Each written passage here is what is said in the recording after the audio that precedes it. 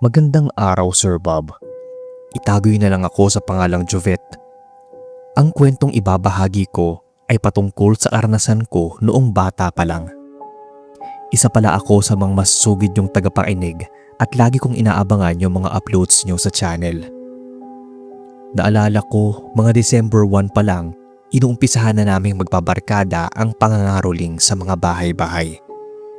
Kapag pumapasok at umuwi kami galing eskwela, ay pinipili naming maglakad para madaanan yung mga bahay para kumanta at makahingi ng aginaldo sa kanila. Sa lahat ng mga bahay ay iisa lang ang iniilagan naming puntahan. Yun yung bahay ng pamilya Esperanza na napapabalitang pamilya raw ng mangkukulam at base sa itsura nito ay talaga namang nakakatakot.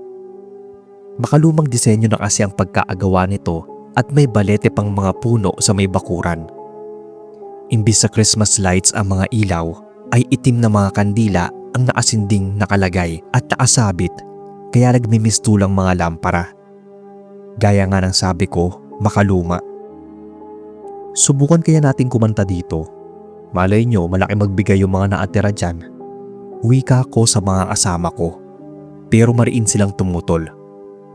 Napailing na lang ako, saka sinabihang mauna na sila dahil may gusto lang akong kunin. May pagkapilyo rin kasi ako nung bata, Sir Bob. Kinuha ko yung nakasabit na parol, saka ako bumalik ng bahay at tinago yun sa ilalim ng aking higaan. Patakbo ring binalikan at naabutan yung mga kasama ko na kumakanta ulit sa pangatlong bahay na katabi ng bahay ng mga Esperanza. Habang nagpapatuloy kami sa pangangaroling, ay bigla na lang sumakit yung ulo ko sa hindi maipaliwanag na dahilan. Para bang may biglang humaplos ng kakaibang hangin sa batok ko kanina. Pero ipinagsawalang bahala ko na lang yon. Bali umagang umaga pala namin ginawa yung pangangaroling kung nagtataka kayo, sir. Bali habang papunta kami sa paaralan. Pagdating namin ng eskwelahan ay pumuwesto muna kami sa waiting shed para maghati-hati sa napamaskuhan. Hindi ko magawang magsaya ng sandaling yon kasi pinagpapawisan talaga ako. Yung pairamdam na parabang may naadagan ng mabigat sa aking balikat. Narinig ko na lang na nagsisigawan yung mga kasama ko. At ako naman, unti-unting bumibigat ang talukap ng mga mata at humahandusay na sa sahig. Hanggang sa wala na akong maalala. Nagising na lang akong nasa bahay na. Nasa tabi ko si nanay habang kinukuha na naman ako ng blood pressure ng isang doktor. Matapos akong i-check at wala namang makitang sakit ay narisetahan na lang nila ako ng gamot na pampalakas. Baka daw nasobrahan lang ako sa pagod kaya nahilo at nahimatay. Lumipas ang halos isang linggo ay hindi bumuti yung pairamdam ko. Hindi ako masyadong makakain at makatulog ng tama kaya mabilis din yung pagbagsak ng katawan ko. Sobrang nag-alala yung mga magulang ko sa akin. May kaya naman kami sa buhay. Sadyang suwail lang akong anak noong mapanahon na yon, Sir Bob. Makailang ulit akong dinala sa ospital pero pare-pareho lang ang lumalabas na resulta. Negative. Hindi na alam ng mga magulang ko kung anong gagawin nila. Iba't ibang vitamins na nga'y pinapainom nila sa akin pero hindi pa rin tumitigil yung pagbagsak ng katawan ko. Lalo silang nataranta sa pag-aalala nang magsuka ako ng malapot at itim na likido. Isang araw, bumisita si Tito sa bahay, kapatid ni nanay. Nang makita niya yung kalagayan ko, sinuggest niya na magpatingin daw ako sa isang albularyo. Dahil sa wala ng ibang paraang maisip sina nanay at tatay, ay pumayag na lang din sila. Lahat ay ginawa nila para lang gumaling ako. Sa kakilala ni Tito Aldrin ako dinala. Pagdating namin sa bahay ng manggagamot, ay sinabi agad nito na kung tumagal pa raw ng ilang araw bago ako dalhin sa kanya, ay tiyak na mahuhuli na ang lahat. Kumalat na sa buong katawan ko ang isang babagsik na kulam. May sinabi yung albularyo na tinawag ni Tito Aldrin sa pangalang Apong Digay na isang bagay kung saan ipinadaan ng mangkukulam ang sumpa niya sa akin. Hindi ako makapagsalita ng mga sandaling yon dahil sa labis na panghihina. Pero naririnig ko pa rin naman yung mga pinag-uusapan nila. Pinalapit ng albularyo si Tito Aldrin sa kanya, saka siya nito binulungan. Nagpaalam naman ito matapos tumango sa albularyo at nagpaalam din sa mga magulang ko. Makahulugan akong binalingan ng tingin ni Apong Digay, saka siya tumango pero seryoso ang muka.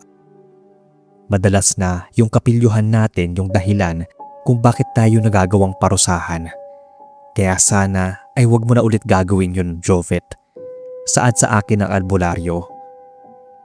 Inumpisahan niya akong gamutin gamit yung mga garapon na may langis at may naababad na iba't ibang uri ng mga halamang dahon at ugat. Isa-isa nitong pinahid ang mga yon sa aking buong katawan habang umuusal ng mga salitang hindi ko maintindihan. Sa ilang minutong paghihilot niya sa akin ay dahan-dahan namang gumaan yung pairamdam ko. Nakakaramdam na rin ako ng init sa aking balat, likha ng mga langis ng albularyo. Pagbalik ni Tito Aldrin ay tuluyan na akong nakabangon sa pagkakahiga at nakahanap ng makakain. May baon namang pagkain si nanay kaya agad nila akong pinagsilbihan. Umuwi kaming nagagawa ko ng maglakad. Pero dahil sa naninibago pa yung katawan ko at hindi pa masyadong nakakabawi ng lakas, ay inalalayan nila ako. Hindi na rin tinukoy ni Apong Digay kung sino ang nangulam sa akin kasi hindi naman daw masasama ang mga ito. Napagkatuwaan lang daw nila ako. Pero alam kong nagawa lang magsinungaling ng albularyo. Ayon na rin sa bili niya sa akin tungkol sa itim na parol ng pamilya Esperanza. Dahil sa may kasalanan naman talaga ako, ay tinikom ko na lang yung bibig ko. Simula nun ay hindi na ako sumama pa sa pangaroling at kapag napapadaan ako sa tapat ng bahay ng pamilya Esperanza ay humihingi na lang ako ng tawad sa pamamagitan ng mahinang pagsambit. Hindi naman na ako nagambala at nakulam pa matapos yon. Dito pala sa Quezon Province itong probinsya ko, Sir Bob. Ngayon ay nasa Maynila na ako at may sariling pamilya. Hanggang dito na lang ang kwento ko. Sana ay may oras kayong mabasa ang kwento at mailahad sa channel.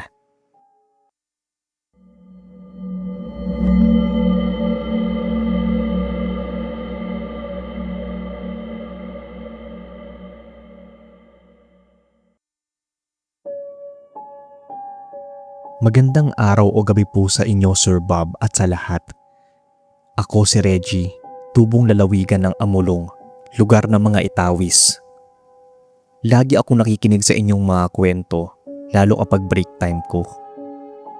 Ang ibabahagi kong kwento ay tungkol sa aranasan naming mag-asawa nung bago pa lang kami nagsasama bilang mag-asawa sa bago naming bahay, na hanggang ngayon ay dito pa rin kami nakatira.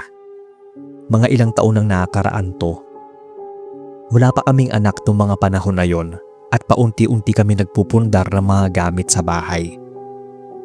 Isang araw, pag uwi ko galing trabaho, ay parang may kakaibang sumalubong sa akin pagbukas ng pinto. Sa gilid ng mga mata ko ay isang malaking Christmas tree. May kilabot akong naramdaman habang naatitig doon, Sir Bob. Disyembre na kasi ng mga buwan na yon. Kaya siguro naisipan ng asawa ko na bumili ng dekorasyon namin sa bahay para kahit papaano ay maging masigla naman ang Pasko. Pag uwi niya ay agad ko siyang tinanong kung saan niya nabili yung Christmas tree na yon. Ang sabi niya ay sa isang antique shop. Mura lang daw kasi. Hindi ko alam na mahilig ka pala sa mga antigo, mahal. Wika ko, sabay hawak sa kanyang palad. Hindi naman. Napadaan lang ako sa antique shop na yon at nakita ko yung Christmas tree na yan. Ewan ko ba, pero parang basta. Hindi ko maipaliwanag kung bakit ko siya nagustuhang bilhin. Sagot naman niya sa akin na ikinakunot ng noo ko. Hinayaan ko na lang din kasi andyan naman na at naka-display. Nang gabing yon ay iba yung pairamdam ko habang nakahiga kaming mag-asawa. Para bang may naadagan sa dibdib ko dahil mabigat sa paghinga. Nang imulat ko ang mga mata, ganun na lang yung pagkagimbal ko nang makita ang isang batang itim na namumula ang mga matang naatitig sa akin. Seryoso yung mukha niya habang nakaupo na para ba siyang isang Black Buddha na nasa dibdib ko. May kalakihan din kasi yung tiyan ng batang yon. Hindi ako makakilos at makasigaw. Pinagpapawisan na ako sa ulo, noo at muka.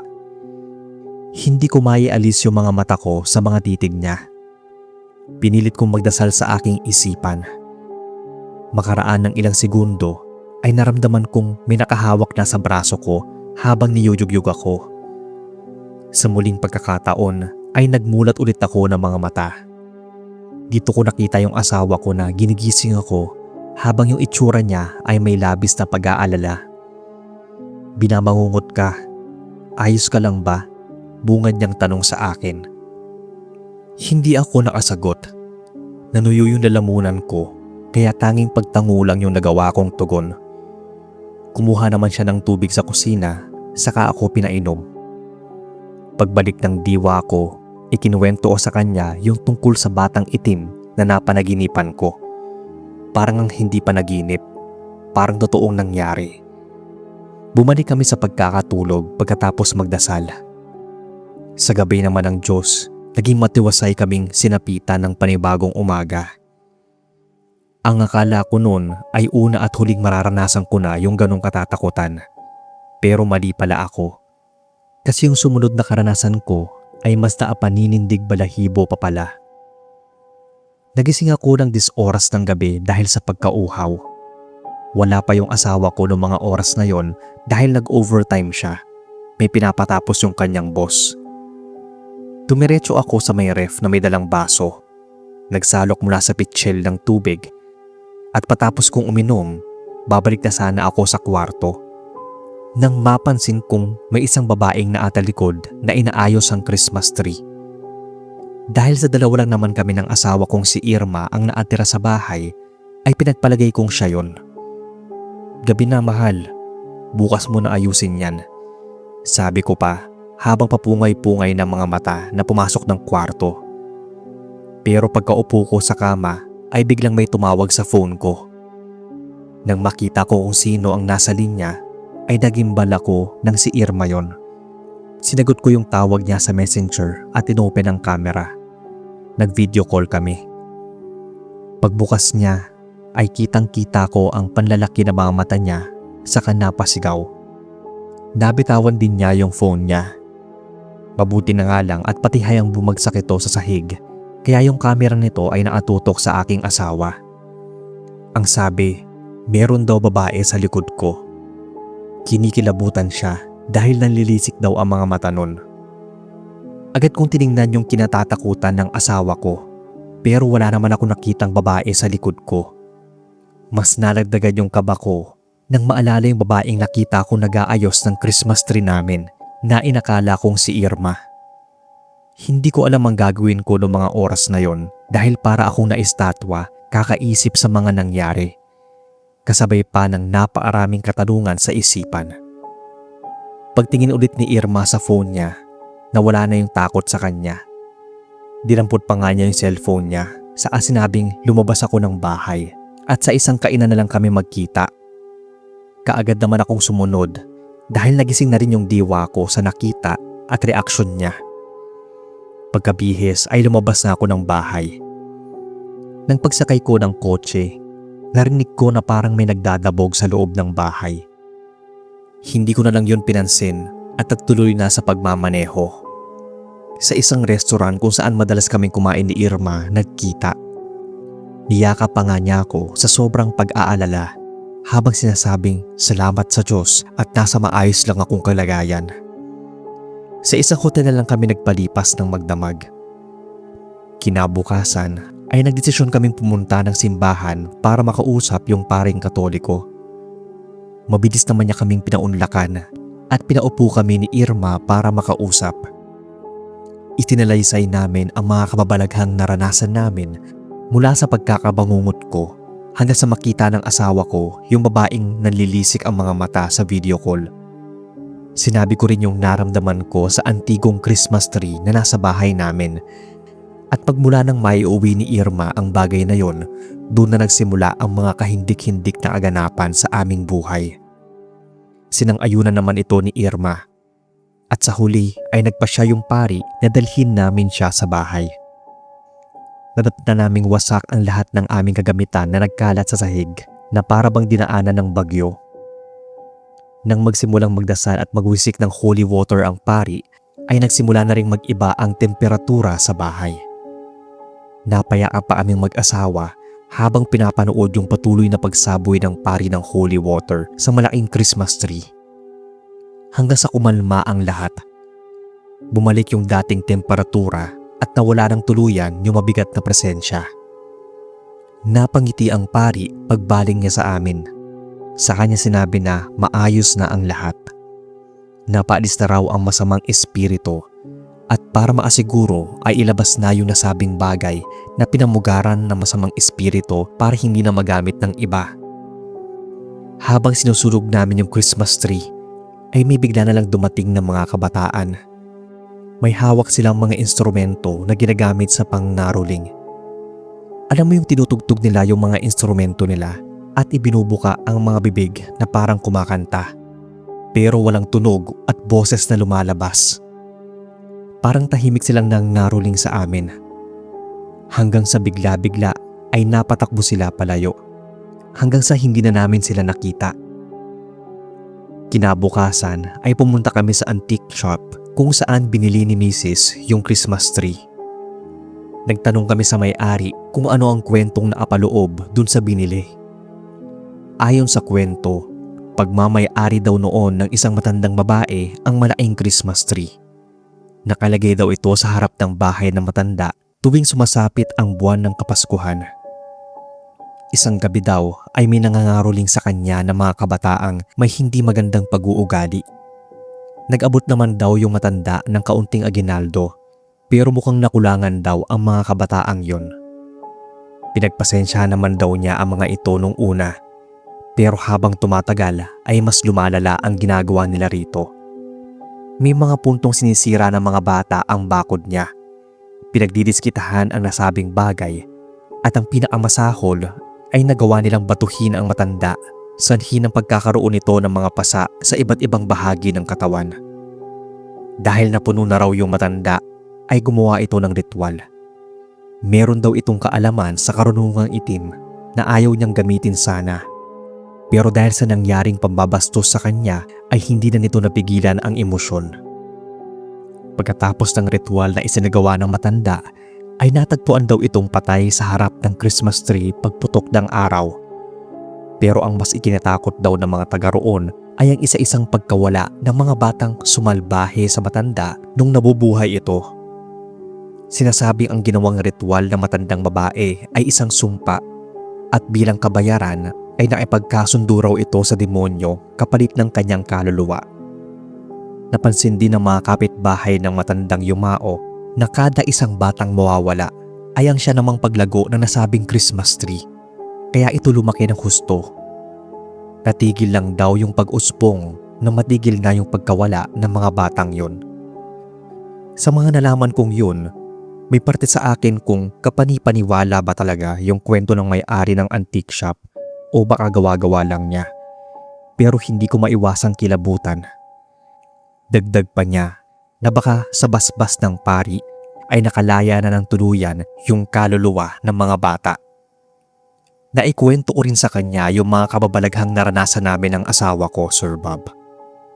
Ibig sabihin, yung babaeng nakita ko sa harap ng Christmas tree at yung nakita ng asawa ko sa video call namin ay yung matandang babaeng dating may-ari nun. Tapos, yung mga batang bigla na lang nagpakita at nangaroling kahit walang tunog, yun marahil ang kaluluwa ng mga batang isinumpa. Laking pasalamat ko rin dahil mula ng araw na yon ay bumalik na sa normal yung aming buhay at bahay. Wala nang kababalaghang nangyari. Unti-unti na ulit kaming nakapundar ng mga gamit at nagsimula ng panibagong buhay. Hanggang sa nagdaan ang mga taon at nagkaanak na rin kami. Mahigit 8 taon na rin itong nakakalipas at may 2 na kaming anak. Totoo man o hindi yung kwento sa amin tungkol sa bagay na nabili. Parang mahirap din na hindi paniwalaan dahil sa mga nangyari sa aming kababalaghan na kahit papaano ay nagtugma doon sa kwento niya. Nasa sa inyo na rin, sir, at sa mga tagapakinig kung maniniwala kayo. Pero sana ay mailahad nyo to sa inyong channel.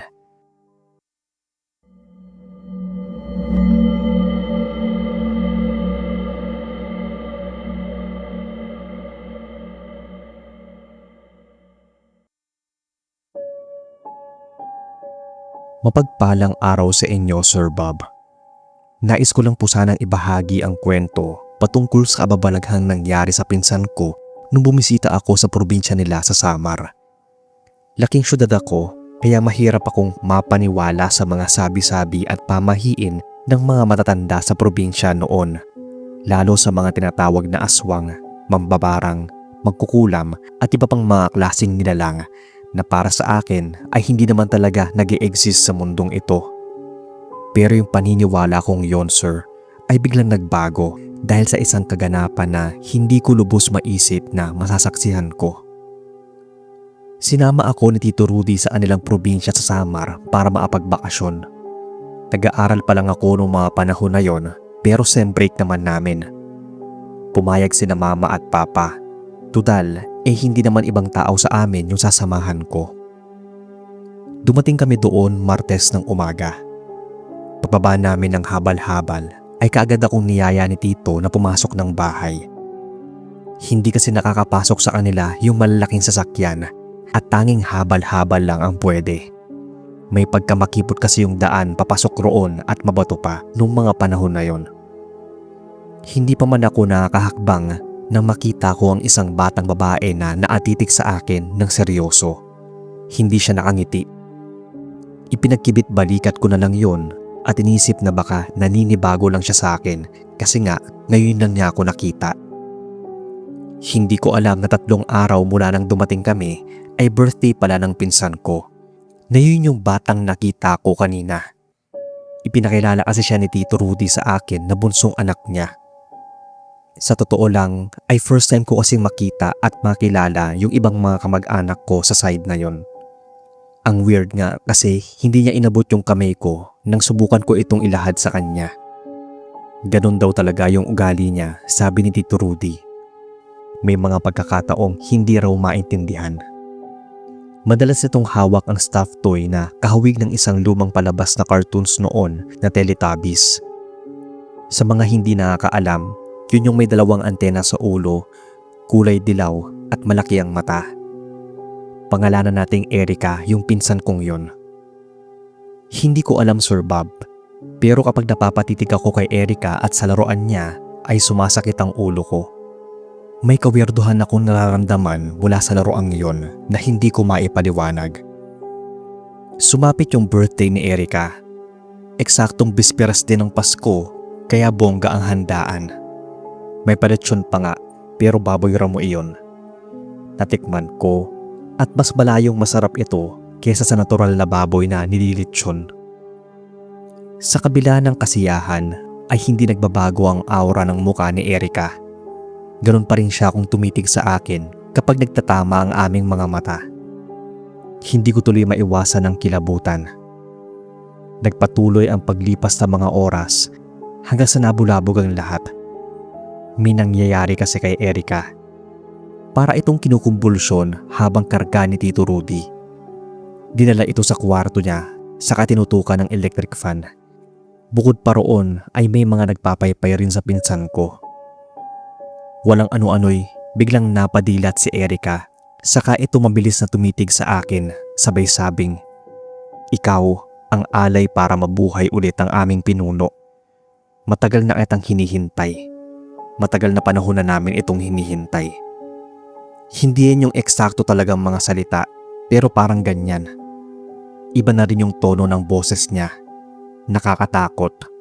Parang galing sa ilalim ng lupa. Nanindig ang mga balahibo ko dahil sa sinabi niya. Hinanap din niya ang laruan niyang Teletubbies pero hindi na mahagilap ni Tito Rudy. Sinabi pa nga sa akin ni Tito kung ano daw ba ang nagawa ko sa anak niya at kung bakit gano'n na lang yung asta niya. Ang sagot ko naman ay wala. Ni hindi nga kami nakakapag-usap ni Erica simula nang dumating ako sa lugar nila. Naging malungkot yung pagsalubong namin ng Pasko dahil sa nangyari sa bata. Hindi nila magawang magsaya lalo na nang may lumalabas na itim na likido sa bibig niya. Panay pa rin ang panginginig nito at pagtirik ng mga mata. Kaya napagpasyahan ni na Tito Rudy na sundin ang albularyo na nasa karatig baryo lang nakatira. May kalayuan din yon at tanging kalabaw lang yung maaaring sasakyan dahil maputik. Habang hinihintay namin si na Tito Rudy at ng isa naming kamag-anak na lalaki, ay hindi na rin maiwasan ni Tita Marga ang mag-alala sa alagayan ni Erica.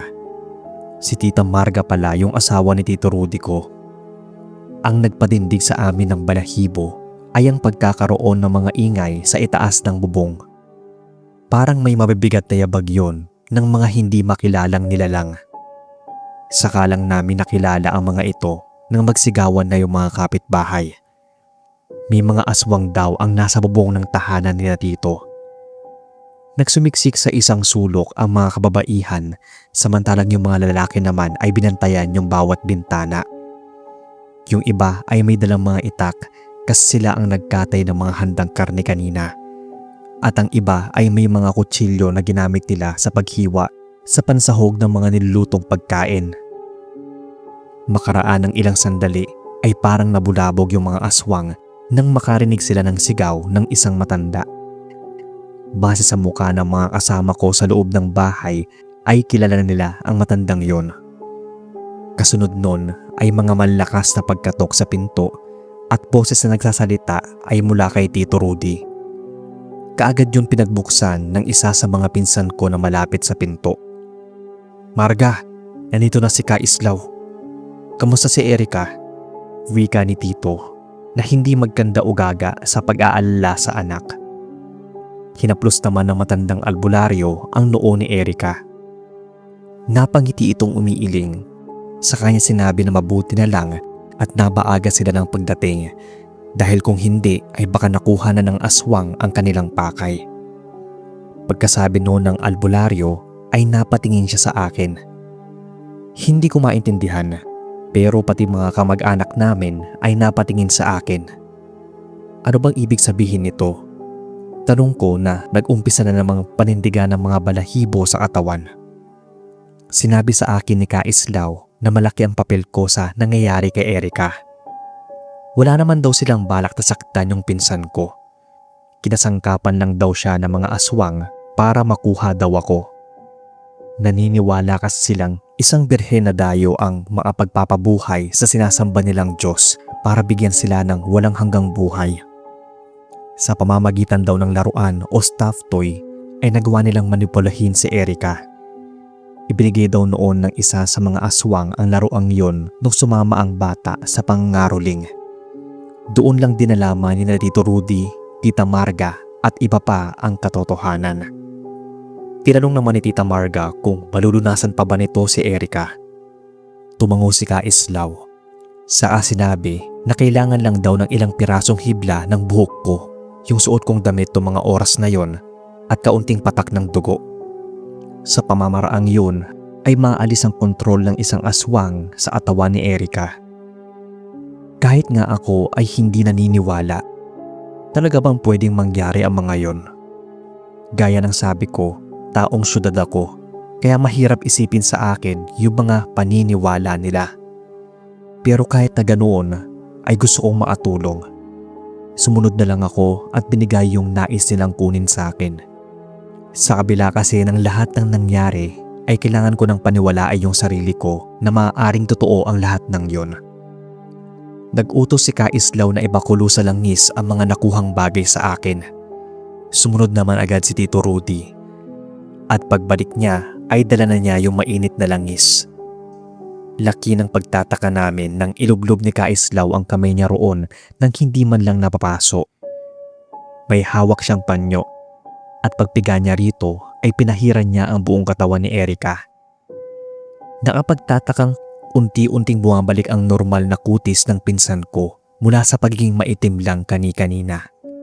Yung para lang nagtanggal ng libag si Kaislaw ng mga sandaling yon, sir. Pagkatapos mapunasan ang buong katawan ni Erica, nagmulat ito ng mga mata. Sa kanya hinanap ang mga magulang niya. Tinanong ng isa sa mga kamag-anak namin kung kumusta na ang mga aswang na sumalakay kanina. Ang sagot nito ay hindi na raw muling manggagambala pa ang mga yon kasi kapag nabigo sila sa kanilang plano ay panibagong dekada na naman daw ang hihintayin nila bago muling sumapit ang Pasko na bilog ang buwan. Ito kasi ang araw na pinaniniwalaan nilang mabubuhay ang kanilang sinasambang Diyos gamit ang alay at mga ritual. Nakahinga ako ng maluwag kasi natapos din lahat ng problema sa mismong araw ng Pasko. Kung tutuusin, yun na rin dapat yung pag-aari sa akin ng mga aswang kung nagtagumpay sila. Nagawa naman din namin makapag-usap ni Erica at nakapag-bonding din bago ako bumalik ng Cebu City. Hindi na rin niya hinanap ni minsan yung nawala niyang laruan na ibinigay sa kanya nung minsang mangaroling sila ng mga musmus din niyang kaibigan. Hanggang dito na lang, Sir Bob, ang kwento ko. Pag naminsan naiisip ko ay hindi pa rin ako makapaniwala sa mga naganap halos 20 years ago nang nakakaraan. Paminsan-minsan nun ay dumadalaw ako sa mga kamag-anak ko sa Samar. Wala naman ding nangyaring kababalaghan na sa tuwing bumibisita ako sa kanila. Sa paglipas din ng mga taon ay maayos na ang naging daanan doon kaya mas accessible na kumbaga.